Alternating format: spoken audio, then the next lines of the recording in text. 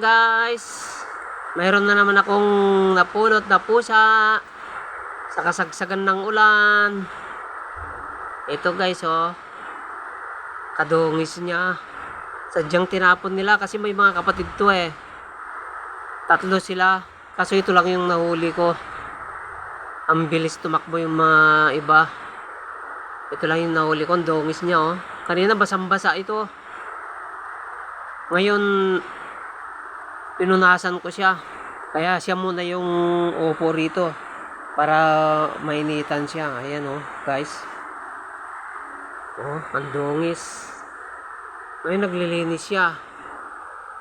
Ayan, habang mayroon pa tayong mga ipapakain, talagang mamumulot ako ng pusa. At talagaan ko siya. Ayan, oh, ang dungis niya, oh. Guys, oh. Kaya, yan, nampun ko na naman siya, guys. Kaya, ito, gagawin na naman natin alaga. Ayan, ito, update ko na lang kayo, guys. Babo! Kawawa siya, guys, oh, ang dungis. Tignan niyo siya, oh. Ayan. Di ba ang dungis mo, Meng? Na, sumasagot siya. Oh, tignan natin kung marunong maglaro. Ay, marunong na siya.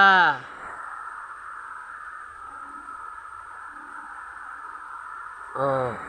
Oh, marunong siya maglaro kahit madungis siya, guys. Ayan, oh, linisin mo sarili mo, para bukas papaliguan kita. Okay. Ito, guys, oh. Ayan, naghuhugas siya ng sarili niya, guys. Nahiya siguro dahil madungis siya. Kaya eto na naman tayo, namumulot ng pusa.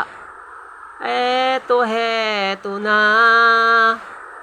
Oy, naglilinis siya. Oh,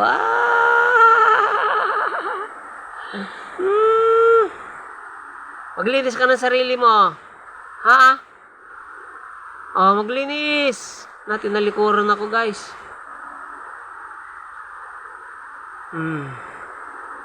Yan, oh, naglilinis siya, oh. Op. Ops. Ming. Yan, nililinis niya kasi basa siya kanina, guys. Nanginginig. Iyak ng iyak. Ngayon, kumalma na siya, oh, nang matuyuan na siya kunti. Ayan. Ming.